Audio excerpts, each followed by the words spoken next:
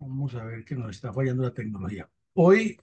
es miércoles 5 de junio de 2024. Nos reunimos en esta jornada académica de la Fundación Excelencia, Liderazgo y Transformación en la emisión 558 del programa institucional La memoria histórica aún no contada del conflicto armado en Colombia. El tema es la muerte en combate de la terrorista del ELN, Claudia Isabel Escobar Jerez, en hechos ocurridos en agosto de 1988 en el área urbana, exactamente en el barrio Las Granjas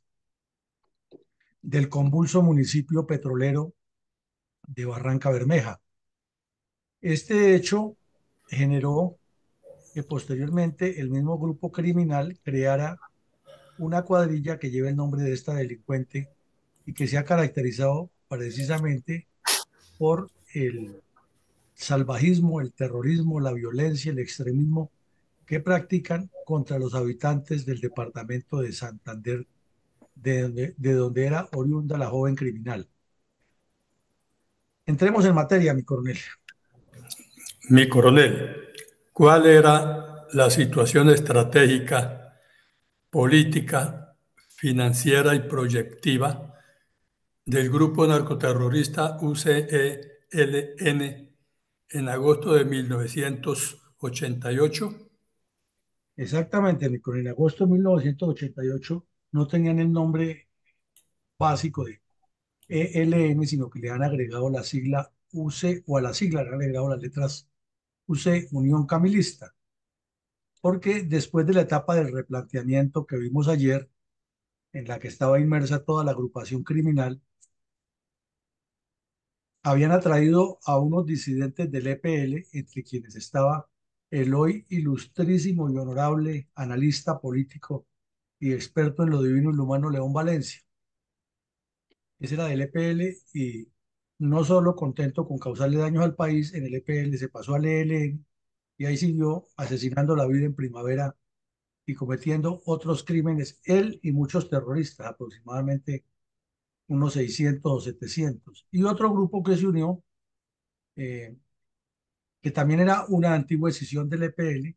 terminaron formando una agrupación criminal mucho más amplia dedicada al terrorismo y a multiplicar las acciones, que se llamó la UC, o sea, Unión Camilista del Ejército de Liberación Nacional, en memoria de Camilo Torres y con énfasis en la teología de la liberación y con mucha influencia de sacerdotes que estaban vinculados a este grupo de manera abierta y clandestina. Para la época del 88 se acababa de constituir la coordinadora guerrillera Simón Bolívar, que la crearon en el 87, de la cual fue parte muy activa la ilustrísima hoy negociadora de paz Vera Grave y el terrorista Carlos Pizarro León Gómez. Esa coordinadora se creó en el 87, antes se llamaba Coordinadora Nacional Guerrillera simplemente, y no tenía al ELN. A partir del 87, con la venia de Virgilio Barco y el hoy canciller y moralista Álvaro Leiva Durán, en Casa Verde se reunieron esos bandidos y formaron allá la coordinadora guerrillera Simón Bolívar para atentar contra toda la institucionalidad y el sistema de infraestructura económica del país. Eh, en este momento el ELN definitivamente le dio la preeminencia a dos zonas estratégicas por donde se movió lo que llamaban ellos el COSE. Lo hemos visto aquí varias veces, Magdalena Medio y Catatumbo, enfocándose en los límites con Venezuela y la facilidad que hay por ese corredor de llegar al centro del país, al puerto petrolero de Barranca Bermeja, cruzar hacia Medellín o subir hacia la costa atlántica. Como lo anotábamos ahora, fue muy grande la incidencia de la teología de la liberación de los sacerdotes, e inclusive el Papa Paulo VI, cuando vino aquí a Colombia en el año 68, ordenó algunos y esos se dedicaron a multiplicar en los seminarios y en otros lugares de la geografía nacional la idea del hombre nuevo y del hombre en armas y del Cristo en verbo y no sustantivo, y a promover el terrorismo contra Colombia con una connotación marxista cristiana que hemos analizado en otros episodios. Se incrementó el reclutamiento de estudiantes tanto en las universidades nacional, distrital y pedagógica en Bogotá, como en la de Antioquia, la del Atlántico, la de Bolívar, la del Valle, la de Caldas. En todas las universidades fueron reclutando jóvenes para meterlos a los grupos terroristas, e igual en los sindicatos, en los gremios y en comunidades religiosas o comunidades eclesiales de base. Así creció la Unión Camilista, llegó al 88 a hacer los famosos paros nacionales que hemos estudiado aquí, inclusive un mes antes de, o 2 meses antes de la muerte en combate de la terrorista Claudia Isabel Escobar Jerez, ocurrió ahí cerca, en la zona del Chucurí, el asesinato del comandante del batallón eh, Luciano de Luyer, Rogelio Correa Campos. Producto de uno de esos paros que hicieron, el otro paro muy grande fue en Arauca, donde acababan de asesinar al sacerdote o al obispo Jaramillo de esa diócesis, y con él las FARC hicieron varios paros nacionales. Uno de esos que fue muy connotado con una cantidad de actos terroristas contra la infraestructura eléctrica del país, que dejaron a la costa atlántica por un largo periodo de racionamiento, debido a que era insuficiente la generación de energía nacional para abastecer a esta región del país, con los daños que eso significa para la economía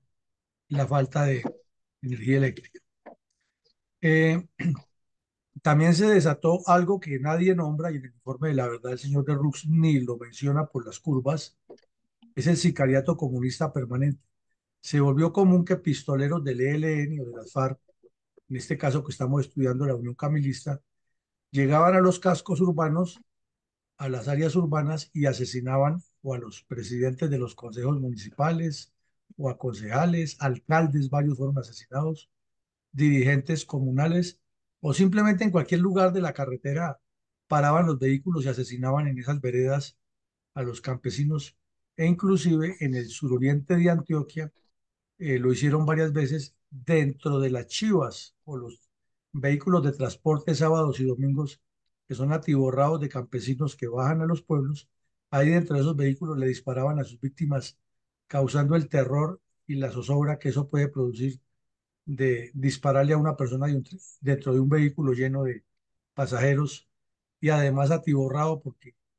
esos vehículos van con sobrecupo permanente. Y el ELN durante este periodo tuvo también un énfasis particular en cometer terrorismo contra la infraestructura petrolera. No muy lejos de esta fecha ocurrió el famoso atentado terrorista en Machuca, ahí en la base en el sector de Fraguas, al nororiente de Antioquia, en el área rural de Segovia, Antioquia, y también contra el sistema eléctrico e hidroeléctrico, y contra el sistema de comunicaciones de Telecom o de las empresas de telefonía que ya comenzaban a desarrollarse regionalmente, Verbigracia, EDA en Antioquia. Entonces, un cuadro sinóptico que nos demuestra un terrorismo puro. Ahora que están en conversaciones con el señor Petro y sus delegados,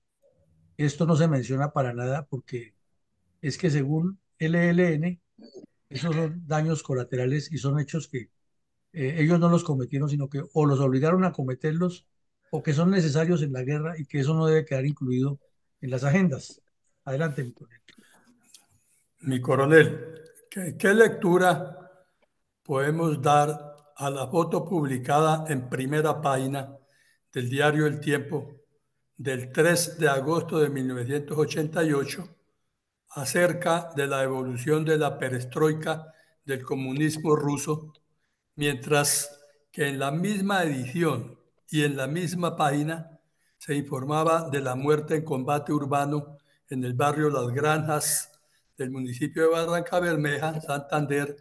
de la terrorista Claudia Isabel Escobar Jerez del ELN en agosto de 1988? Pues, mi coronel, la foto es muy diciente. Estaba ya el señor Gorbachev en el proceso de industrializar y sacar del atraso comunista a Rusia y ponerla a tono con el desarrollo que estaba teniendo el mundo capitalista. Entonces, en Kiev, en ese momento, actual capital de Ucrania, que en ese momento era un estado más de la Unión Soviética, se realizó un desfile de modas eh, que marcó un símbolo de lo que era el final de la Guerra Fría y el final de esa locura que estaban haciendo los eh, terroristas del Kremlin contra la humanidad. Y lo vemos ahí que hay dos damas con unos trajes muy occidentales y muy elegantes eh, para la temporada de otoño, ya que se acerca el final del verano. Estamos hablando de agosto, ya en septiembre comienza el otoño fuertemente en esa zona. Y vemos que presentaron a una joven con la bandera de Estados Unidos, lo cual era impensable en el régimen soviético, donde le enseñaban era a pisotear la bandera de Estados Unidos y a despreciarla, y otra con el símbolo de la Unión Soviética, dando a entender que podía cambiarse de esa mentalidad y que había cabida para un pensamiento mucho más amplio de la concepción de la política en el mundo. Entonces, la lectura que se le puede dar es que mientras en la cortina de hierro y en la propia Unión Soviética se estaba cayendo progresivamente el comunismo, los comunistas colombianos aquí estaban asesinando la vida en primavera e iniciando a repetir todo ese trasiego oscuro que fue el comunismo en esa parte del planeta.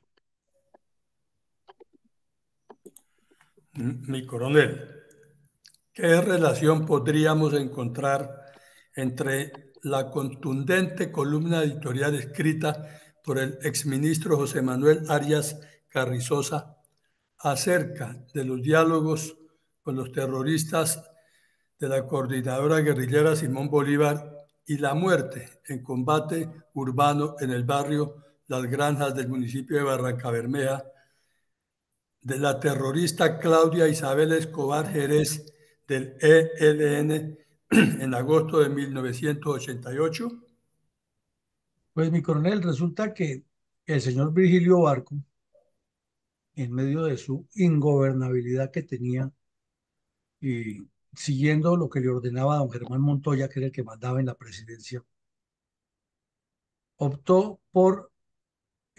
como decimos coloquialmente, coger la caña que le presentó el M-19 de lo que llamaron siempre y que tanto insistieron, dizque un gran diálogo nacional. Eso no tenía pies ni cabeza. Y entonces el señor Barco aprovechó para presentar una reforma constitucional a la Constitución de 1986 e inmediatamente los grupos terroristas que estaban cobijados por ese gobierno, porque en Casa Verde era prohibido acercar tropas y desde allá se veían a los periodistas y a los medios de comunicación y los comunicados de las FARC informando que ahí estaban reunidos Vera Grave con del M-19, Jacobo Arenas y Tiro Fijo y de las FARC, el cura Pérez y otros bandidos del ELN, ordenando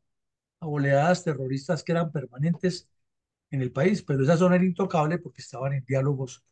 y porque el señor Leiva Durán entraba y salía como Pedro por su casa ahí. Y había sido delegado de paz Osa Escobar, que era de una de las familias más ricas del Valle del Cauca, pero había estudiado en Chile y ya se ha vuelto mamerto, le ha dado por legitimar también todo ese show.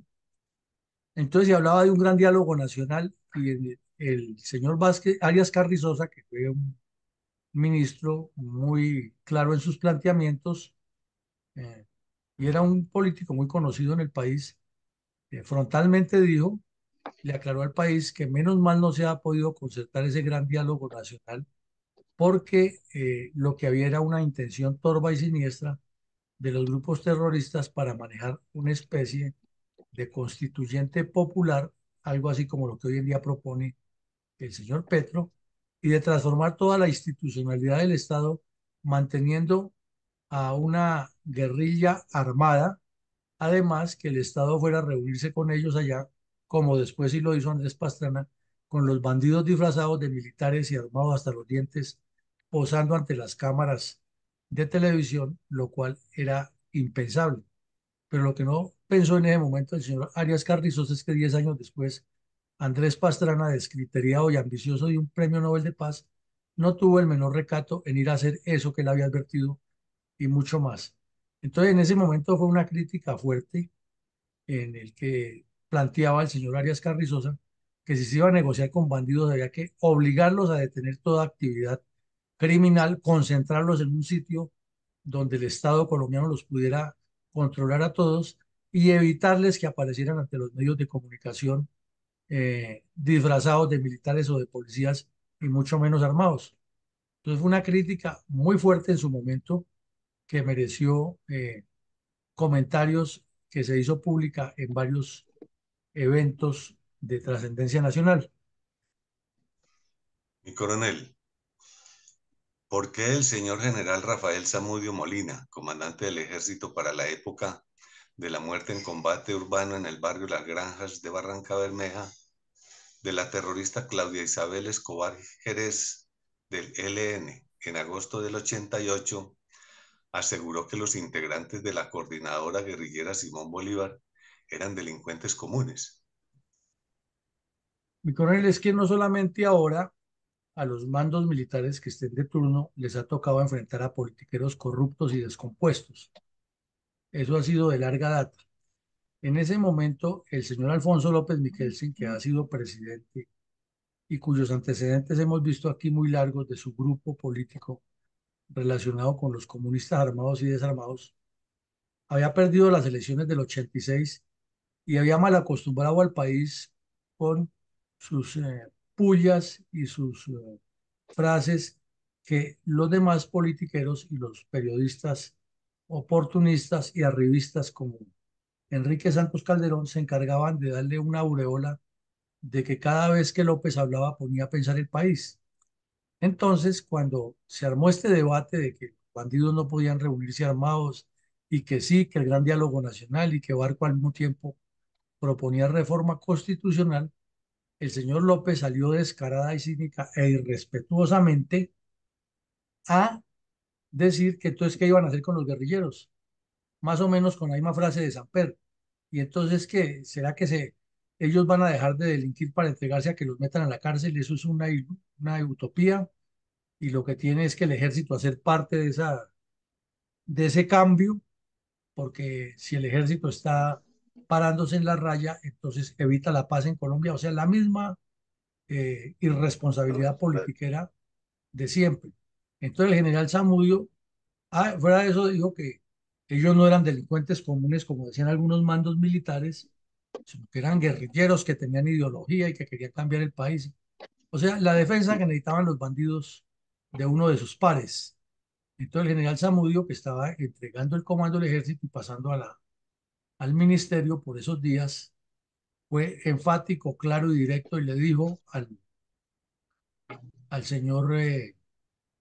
López que los bandidos eran delincuentes comunes, que hasta 1971 se les había dado ese tratamiento y que en el Código Penal colombiano estaban los dos delitos. Entonces, que todos los actos que cometían había que juzgarlos como delincuentes comunes y no se les podía perdonar nada. Y que el único delito que en ese momento contemplaba seriamente el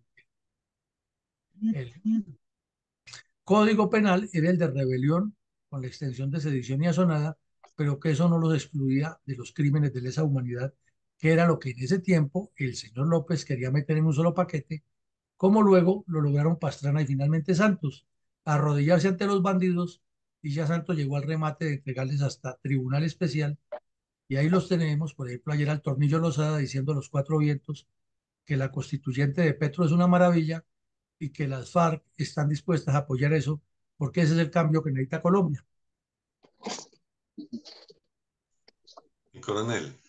¿Cuál fue el balance sobre la situación de orden público en Colombia,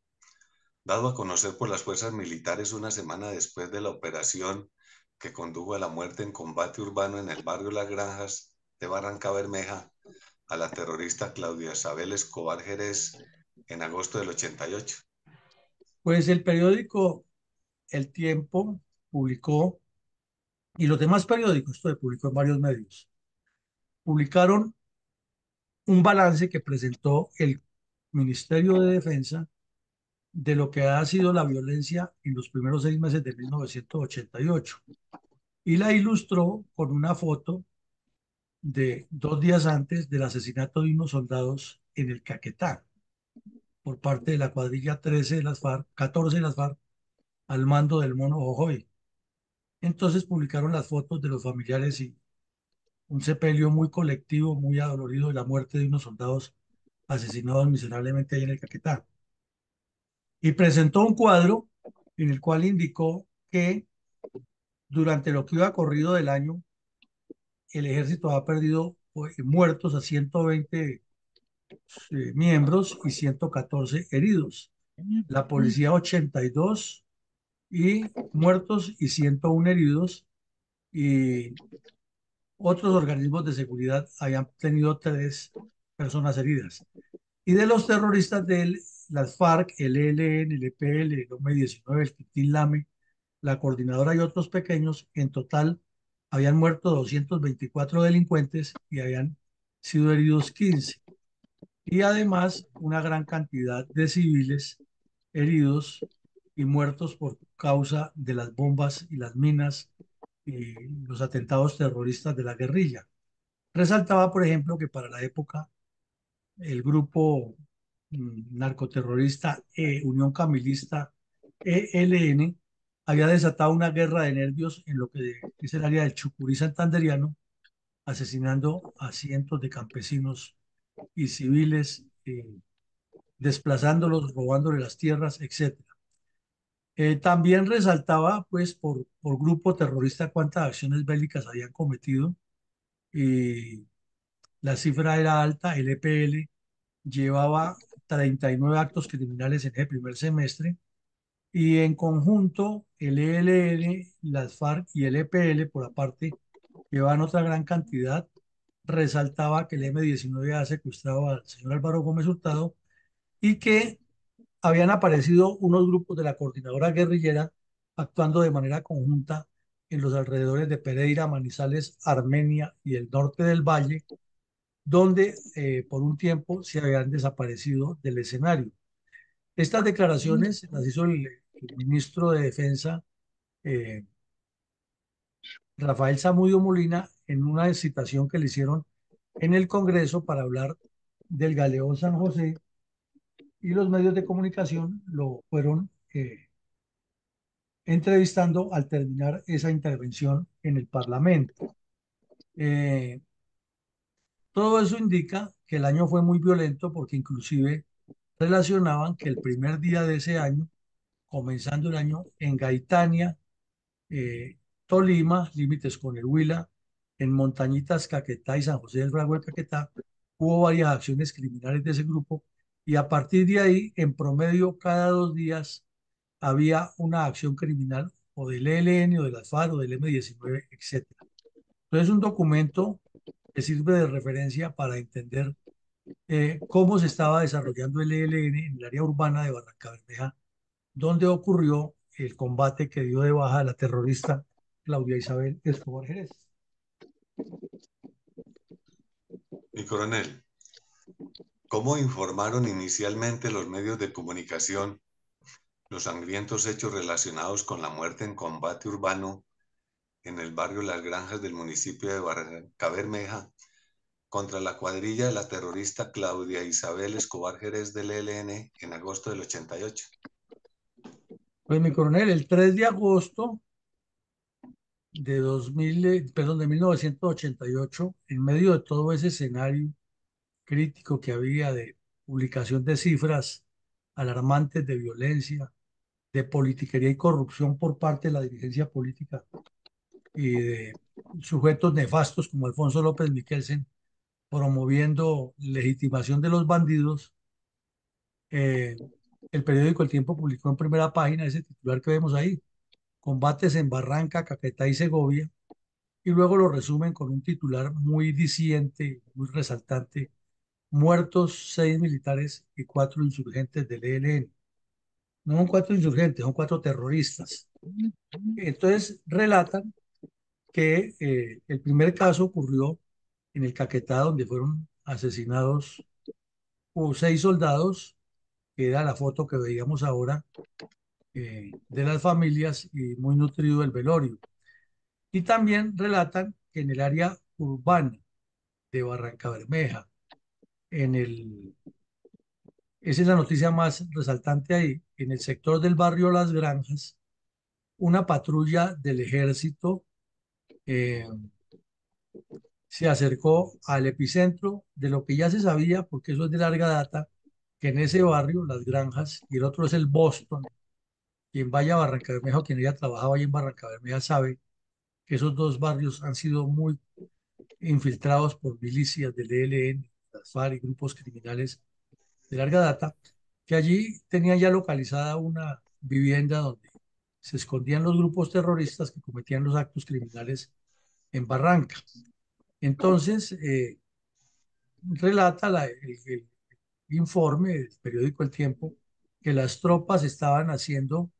el registro del área para luego rodear la vivienda, de aspecto humilde desde luego, y cuando estaban rodeando la vivienda para iniciar el registro de la información que se tenía, que allí había elementos del ELN, pues fueron atacados con fuego. Eh, y la patrulla que iba al mando de un suboficial, pues resultó un soldado, un miembro de la patrulla herido, y luego, acto seguido, el cabo Elías Castillo Espinel también resultó herido en el intercambio de disparos. Entonces, la tropa actuó con contundencia y en el combate cayeron Víctor Hugo López Julio, que era uno de los cabecillas del ELN en la región; Claudia Isabel Escobar Jerez, que era la eh, egresada de la Universidad Industrial de Santander, ingeniera de petróleos, era la líder ideológica del grupo y era la que dirigía las milicias allá en Barranca Bermeja; Gerardo Villa Torres, y un bandido que no se pudo identificar porque estaba sin documentos de que acreditaran quién era. Se hizo muy pública la muerte del tal López Julio, debido a que este bandido hacía parte de un grupo político que representaba al ELN, como decir la UP a las FARC, era a luchar, y este grupo, a pesar de la evidente relación con el ELN, hacía apariciones públicas. Y ahí en el puerto petrolero de Barranca sí que era cierto. Y este era muy conocido al lado de otro que después murió, que se llamaba Manuel Gustavo Chacón. Entonces, hecho la evaluación de los sucesos por parte del comandante de la Quinta Brigada en un comunicado público, quedó claro que en el combate resultaron heridos el cabo Elías Castillo y el soldado Job Cuartas Jerez, y que luego de que el tiroteo cesó, las tropas ingresaron a la vivienda y dentro de ella eh, encontraron material de guerra. En todas las habitaciones había material de guerra, tenían dinamita, explosivos, etcétera. Habían disparado contra los soldados con un fusil Galil que era robado a la Policía Nacional en un asalto de esos que hacían a los poblados del Magdalena Medio. Les encontraron 2 subametralladoras eh, calibre 9 milímetros, una pistola, otras 2 pistolas de fabricación casera, detonadores, cartuchos, propaganda, documentos y planes terroristas. Entonces fue un golpe que fue recibido con beneplácito por la ciudadanía en Barranca Bermeja, que eran permanentemente víctimas de estos bandidos. Al mismo tiempo, en Segovia, no muy lejos de allí, el batallón Bomboná cayó en una emboscada y tuvo cuatro soldados heridos. Y en Agua Bonita, la vereda Agua Bonita en San Carlos, Antioquia, también hubo la activación de un campo minado y resultaron 2 soldados heridos del batallón Pedronilo Espín. Entonces, como vemos, era una actividad permanente a nivel nacional, de la cual la terrorista Claudia Isabel Escobar Jerez hacía parte y estaba integrada a la destrucción del país en cada una de las regiones. Mi coronel, ¿cuál fue la subsiguiente venganza de los terroristas del ELN contra las fuerzas militares en retaliación por la muerte en combate urbano en el barrio Las Granjas del municipio de Barranca Bermeja, Santander, de la terrorista Claudia Isabel Escobar Jerez del ELN en agosto de 1988? Pues mi coronel, eso generó, sobre todo por la muerte del otro bandido, el tal López Julio, que la USO inmediatamente, la Unión Sindical Obrera, inmediatamente paralizara la refinería. Eso era costumbre de ellos, porque había caído un líder social, había caído un, un ciudadano honesto, y que sea, no ha muerto en combate, sino que ha sido asesinado. Y la reciprocidad y la complementación a esta metodología inmediatamente fue en la Universidad Industrial de Santander, de donde era egresada la terrorista Claudia Isabel Escobar Jerez. Entonces ya también paralizaron, hubo protestas en Bucaramanga y amenazas. Y el ELN, por su parte, ya formado, publicó comunicados que la muerte de estos bandidos no quedaría impune y que ellos iban a tomar de venganza. Y efectivamente, en menos de 2 semanas, en cerca a Barranca Bermeja, la cuadrilla Capitán Parmenio del ELN atacó a unos soldados del ejército, asesinó al cabo Álvaro Beltrán Garzón, que era oriundo ahí de la región, y al dragoniante Gratiniano Niño Gómez, y a los soldados Óscar Balaguera y Pedro Alirio Gómez Villa. O sea, 4 soldados asesinados. Y ellos lo publicaron después, que esa era la respuesta a la muerte del tal Julio y de la tal Isabel Jerez, Escobar Jerez. Y también allí resultó herido, perdón, también perdió la vida, fue asesinado un civil que se desplazaba por el sitio de nombre de Jorge Eli Martínez. Eh, el combate se prolongó por varias horas, se movieron tropas, pero no fueron localizados los bandidos, debido a que estos hechos ocurrieron ya casi al finalizar el día y la noche les favoreció a los bandidos para huir. Entonces, eso demuestra la calidad de bandidos que son los integrantes del ELN y la cantidad de crímenes que acumulan, pero que ahora que están sentados con el gobierno nacional, nadie les saca en cara o les pone de presente todas estas acciones criminales. Mi coronel, ¿cuál fue el manipulado documento entregado por la Universidad Industrial de Santander a la JEP y a la Comisión de la Verdad respecto a la vinculación de decenas de sus egresados, alumnos o docentes, con el narcoterrorismo comunista contra Colombia? Pues mi coronel, como vemos aquí, el único que falta por firmar es informe Timochenko o el cura Pérez o Gavino. Este informe se entregó el 28 de agosto de 2021 a la JEP y tiene los sellos de la JEP,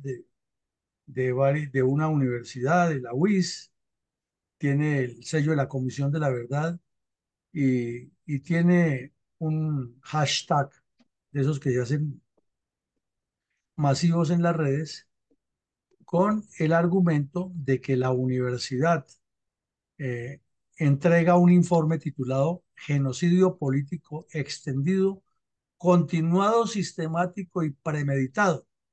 victimización de la Universidad Industrial de Santander en el marco del conflicto armado del 47 al 2011, que lo elabora la Corporación Credos y lo hace público entregándoselo a la JEP. Resulta que la Corporación Credos, que es un comité regional de derechos humanos del área de Barranca Bermeja, es una organización de fachada del Partido Comunista que toda la vida ha utilizado el argumento de los derechos humanos para legitimar delincuentes y crucificar las fuerzas militares y de policía con testimonios falsos y con documentos falsos. Y entonces hay una larga lista de delincuentes, tanto de las FARC como del ELN, que fueron estudiantes de la UIS y que fueron capturados o que cayeron en combate. Y en el caso de la terrorista Claudia Isabel Escobar Jerez la citan en el número 24, diciendo que fue víctima de una masacre en el municipio de Barranca Bermeja, cuando los hechos lo demuestran que pobrecita estaba armada con un fusil y hirió a un cabo y un soldado, pero cayó en una masacre. Entonces, de esa forma, y que luego, a los 15 días, en memoria de esta delincuente, asesinaron a unos soldados y a un civil en la misma zona, pero eso sí no lo cuentan. Y este informe,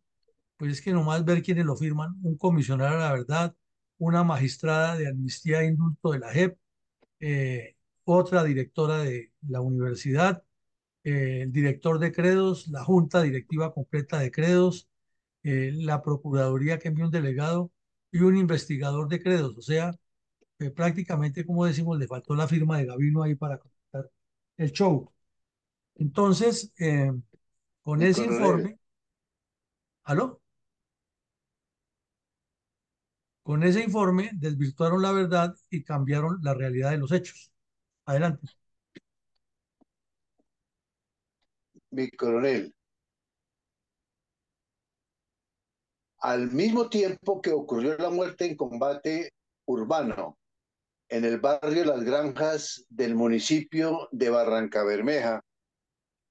Santander, de la terrorista Claudia Isabel Escobar Jerez del ELN en agosto de 1988, ¿cuáles eran las propuestas generales de reforma a la Constitución presentadas por el gobierno de Virgilio Barco Vargas? Bueno, resulta que el señor Barco tuvo un déficit de gobernabilidad, que su credibilidad fue muy poca y que los grupos terroristas aprovecharon para crecer y el narcotráfico para hacer lo que quería con el país, presentó una propuesta de reforma a la Constitución, entre otras cosas porque se discutía muy fuertemente en ese tiempo por impulso de la UP lo de la elección popular de alcaldes, que era muy cuestionada porque se decía que en las zonas donde las guerrillas tenían tanta influencia, lo único que iban a hacer era poner los alcaldes, especialmente los de la UP, como efectivamente lo hicieron cuando se produjo la primera elección. Entonces, el tema siempre el artículo 121 de la Constitución, por el que era el que le daba unas garantías especiales al presidente de la República para declarar el estado de sitio y para tomar una serie de medidas eh, que garantizaran la estabilidad institucional. Desde otra óptica se dice que la dirigencia política abusó de ese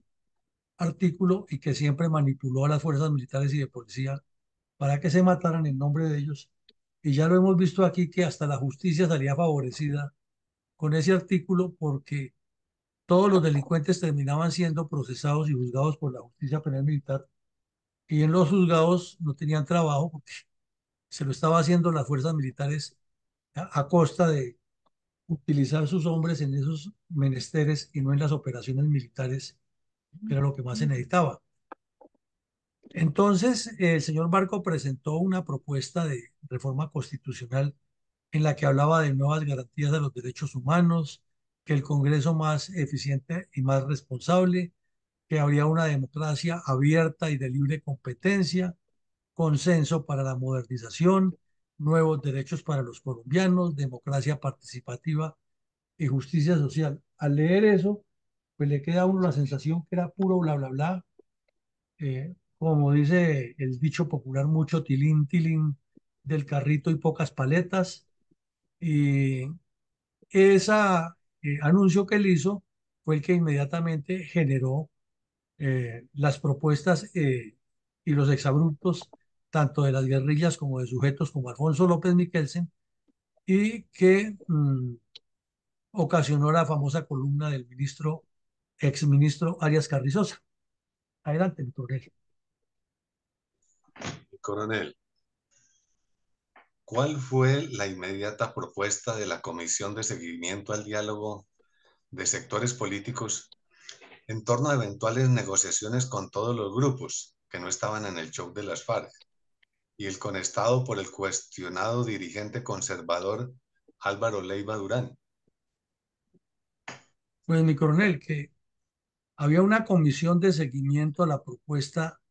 de diálogo entre los sectores del país, no con los bandidos de las FARC, sino con los otros de cuello blanco, que propuso el gobierno nacional y la crearon en el Congreso. Entonces, el señor Barco presentó esas propuestas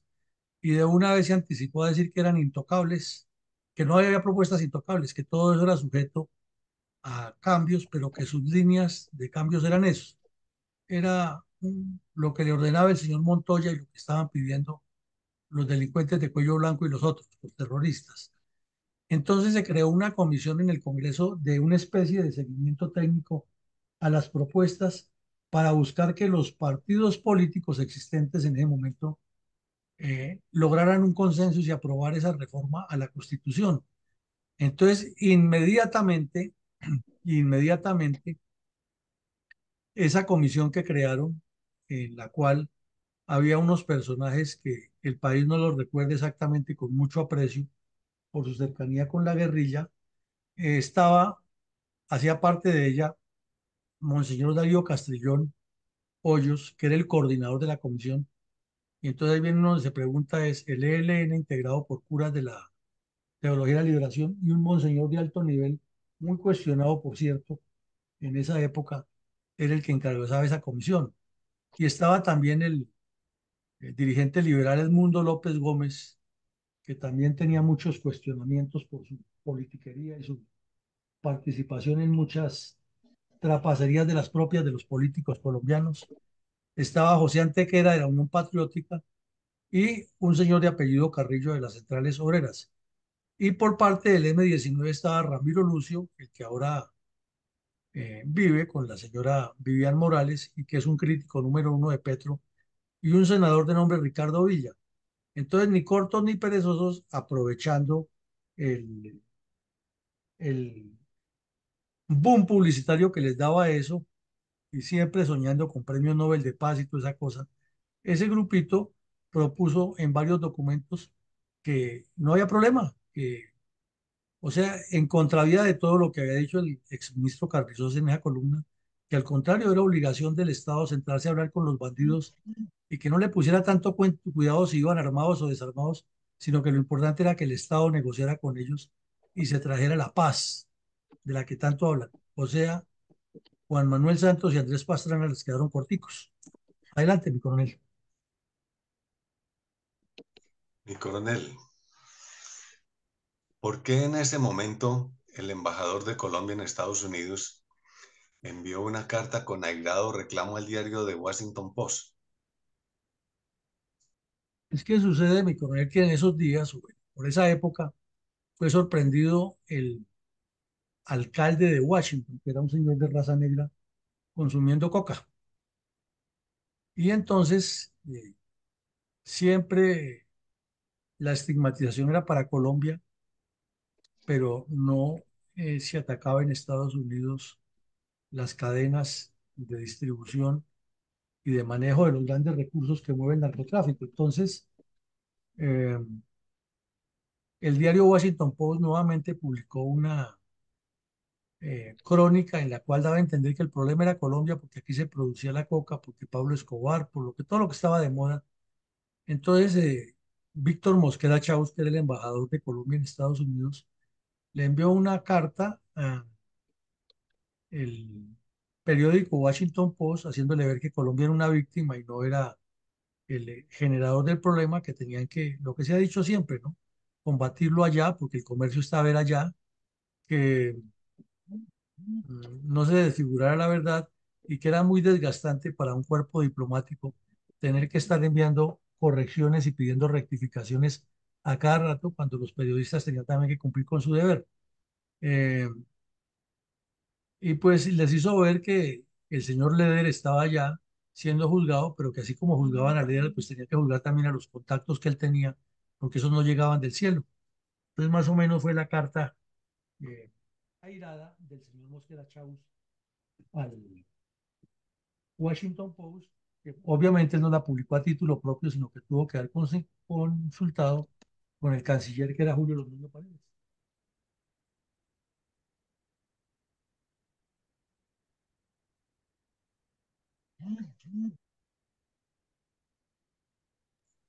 ¿Aló? ¿Me escucha? Adelante, mi coronel, Sí, señor. señor. ¿Qué lectura se podría dar a que el mismo día que se produjo la muerte en combate urbano en el barrio Las Granjas de Barranca Bermeja de la terrorista Claudia Isabel Escobar en agosto del 88, los narcoterroristas de las FARC y el M-19 estaban perpetrando acciones criminales en otros lugares del país? Mi coronel, que realmente los grupos terroristas estaban actuando en consonancia con las directrices de la coordinadora guerrillera, que todo ese cuento de la paz que tenían era simplemente una forma de presión, como lo dijo el señor Vázquez Carrizosa, y que la dirigencia política andaba en otro paseo, en otro cuento, desenfocada y sin entender que la responsabilidad de ellos es orientar al país, porque solamente están pensando en orientar sus bolsillos y sacar ventajas propias y para los más cercanos a ellos.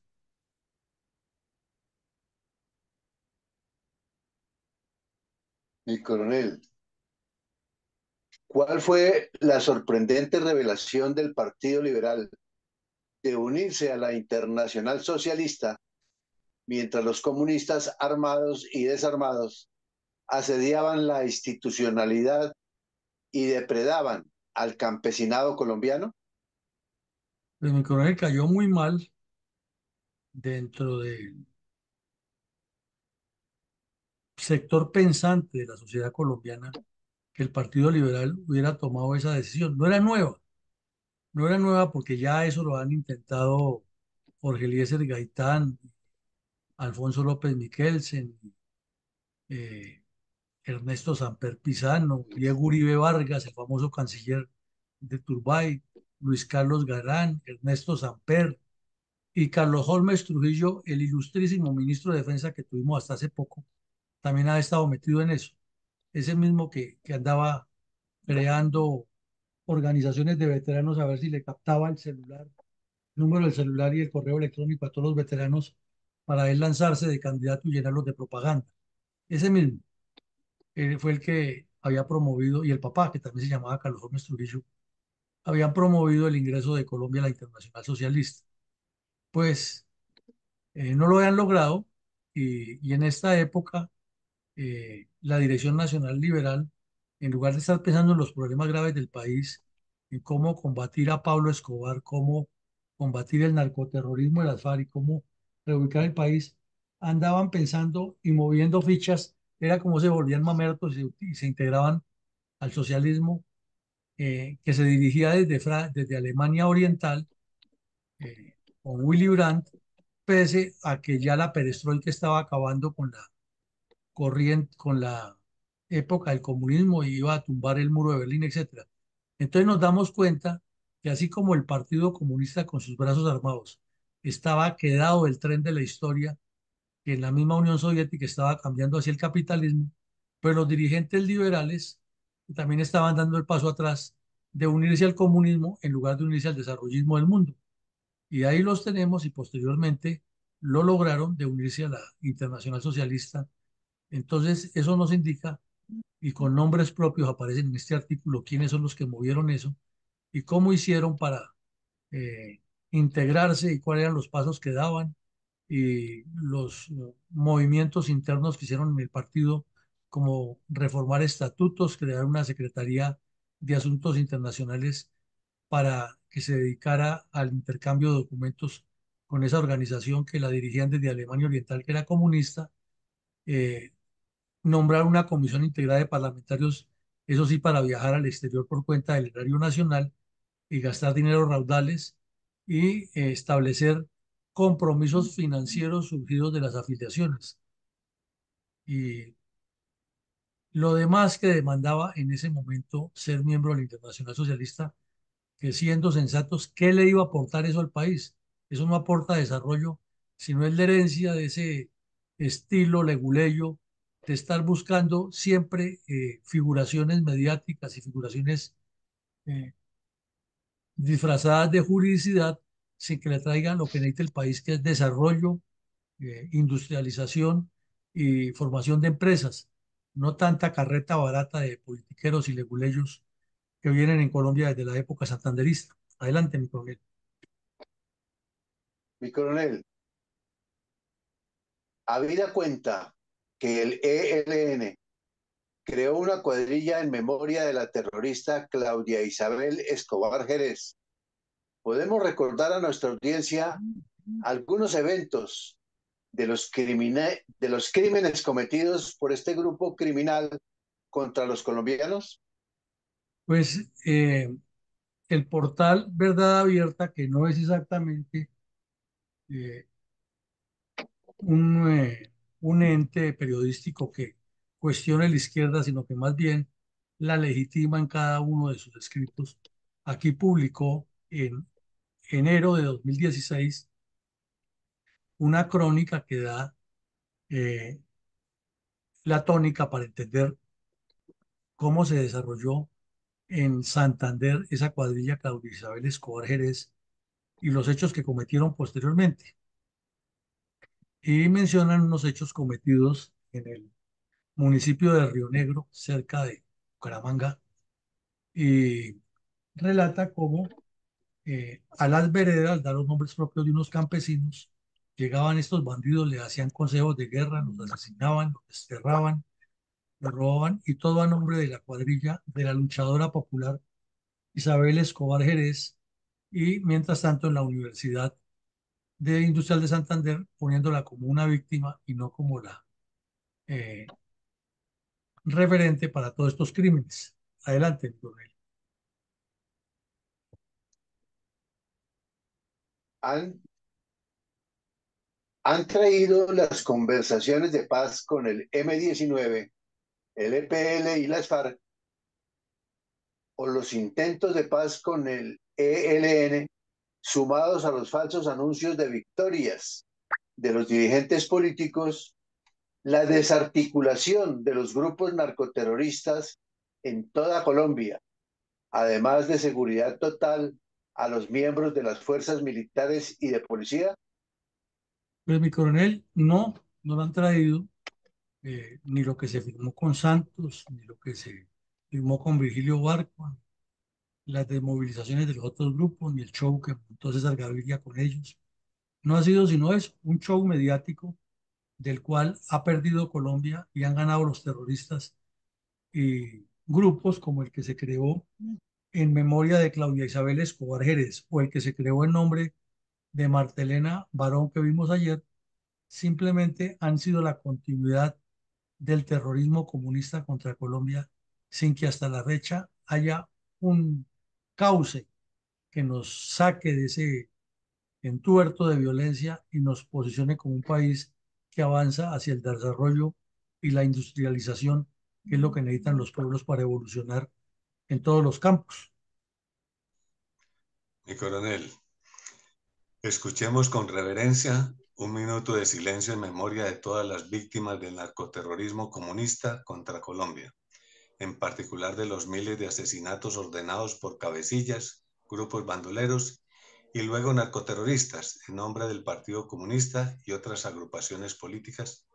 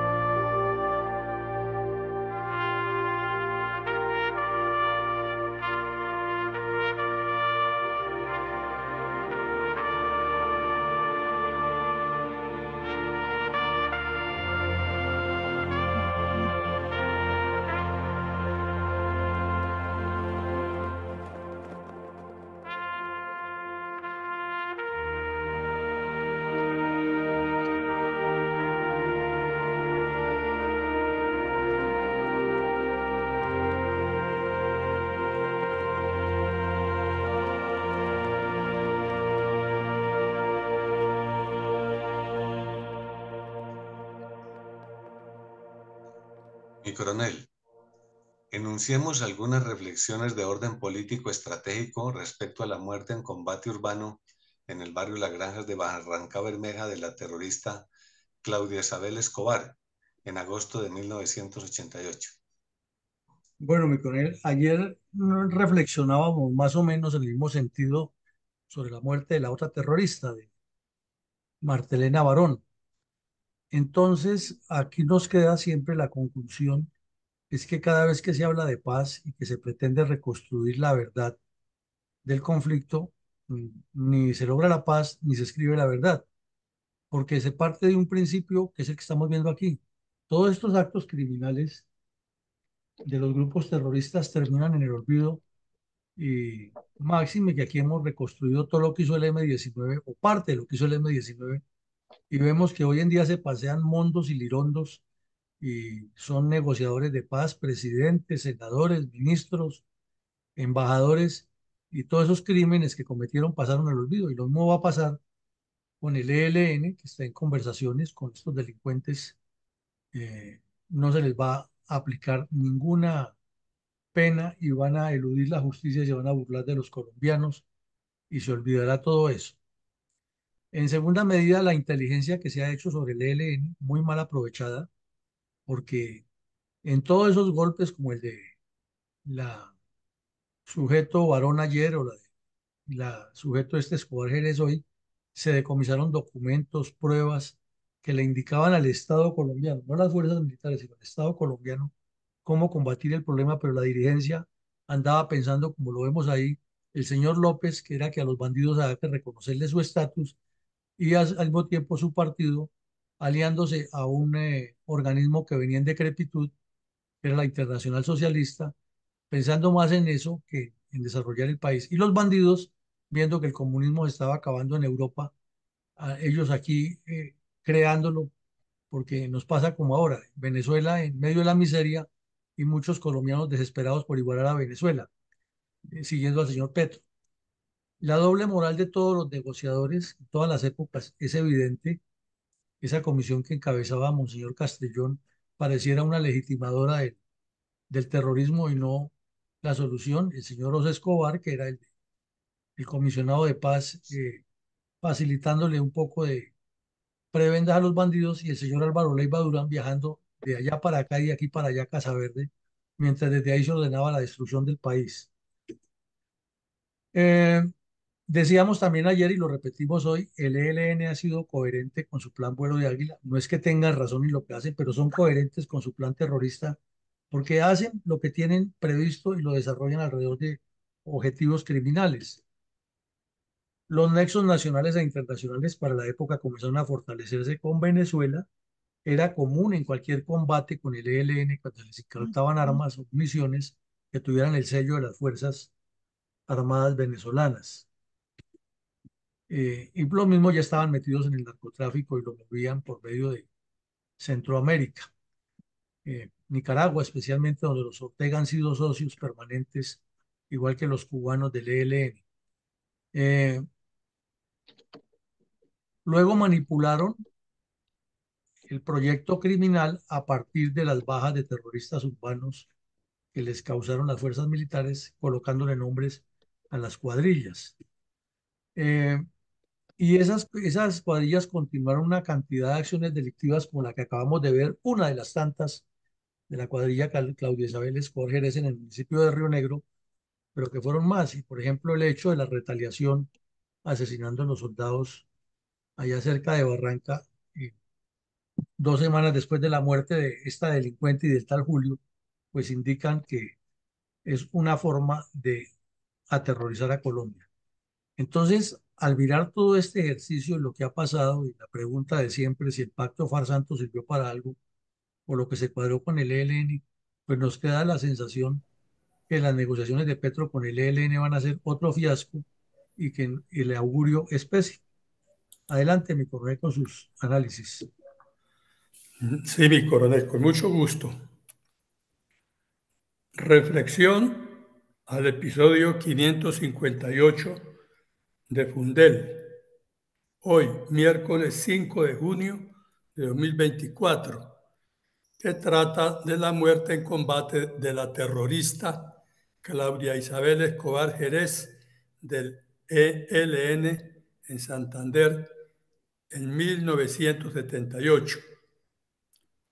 Objetivo Colombia. Brevísimo recuento. La organización terrorista del ELN surgió en los años de 1960, siendo su fundador, uno de sus fundadores, el cura terrorista Manuel Pérez, en el Magdalena Medio santandereano, en el área de Simacota, San Vicente de Chucurí y El Carmen. En 1973 fue desintegrado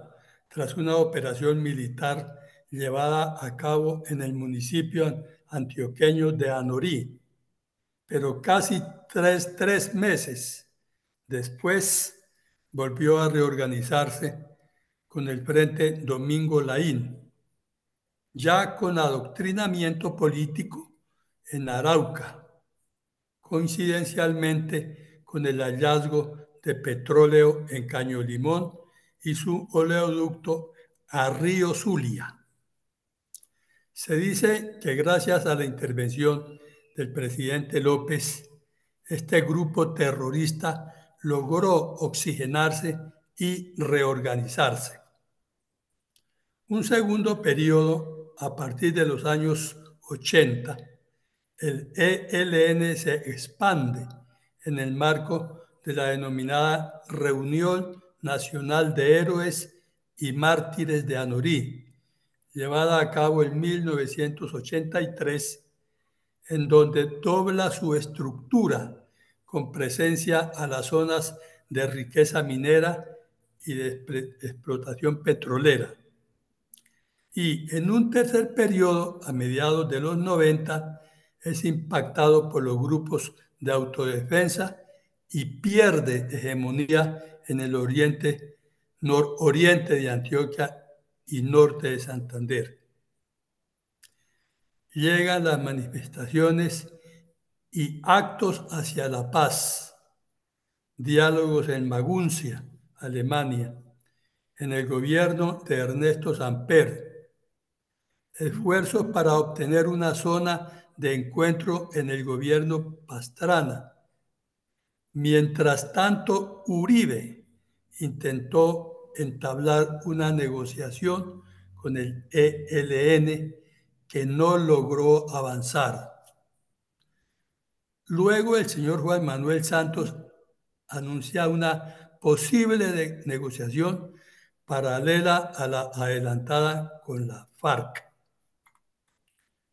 Este reencuentro es para mirar al final que ningún gobierno ha querido comprometerse con combatir la guerrilla. Vimos también en este episodio que en el gobierno de Virgilio Barco se intentó un diálogo con el M-19 y una reforma a la Constitución del 86. Y luego Andrés Pastrana inició los diálogos con la FARC en San Vicente del Caguán, Caquetá. Se dice que siendo senador el expresidente Uribe fue el ponente de la Ley Séptima de 1992 que dio amnistía e indulto a los cabecillas del M-19, entre ellos el hoy presidente Petro, por delitos de lesa humanidad. Si no es así, esta afirmación se puede controvertir. Lo que sigue ya lo conocemos, lo estamos viviendo y padeciendo en otra de tantas burlas de estos grupos terroristas, en donde la clase política, académica, empresarial, gremial,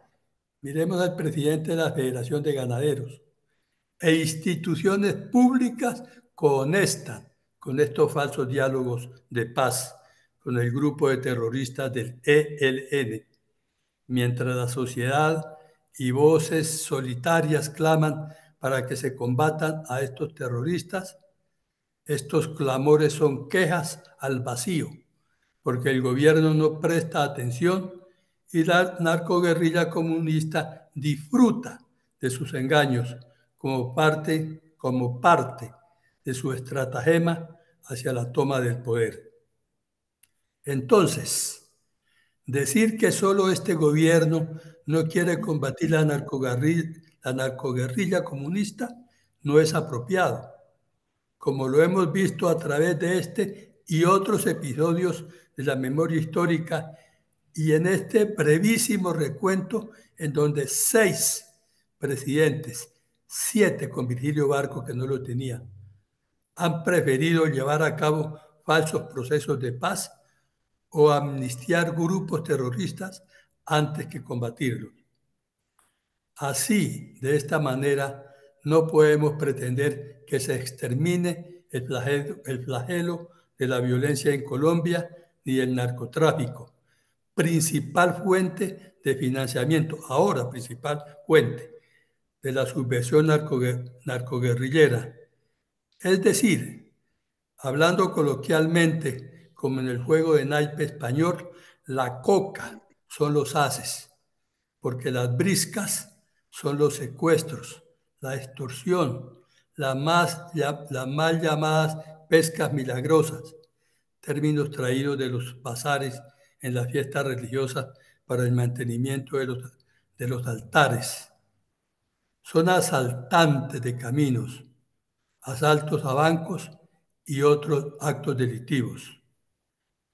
En pocas palabras, en Colombia no ha habido voluntad política de ningún gobierno para acabar con estas bandas terroristas llamadas guerrillas y consecuentemente la depredación de nuestro país es una constante asintótica de no terminar. Fundel tiene como uno de sus objetivos presentar estos episodios y develar la verdad de las causas del conflicto armado en Colombia,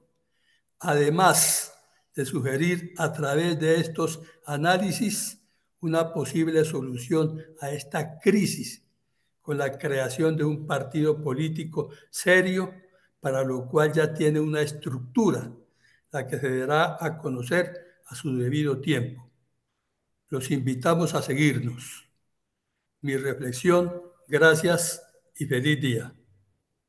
Bueno, muchas gracias, muy amable por su comentario, muy al lugar y muy relacionado con el tema del crecimiento del ELN y de los demás grupos y la insensatez de los diferentes gobernantes para buscarle solución a esto. Esta noche tendremos una invitada especial, la exfiscal Monsalve, quien tuvo dificultades y las ha tenido, pero está en ejercicio y nos quiere compartir sus puntos de vista acerca de los problemas de la justicia colombiana. Y mañana continuaremos con la memoria histórica aún no contada del conflicto armado en Colombia. A todos un feliz día y que Dios nos siga acompañando. Gracias.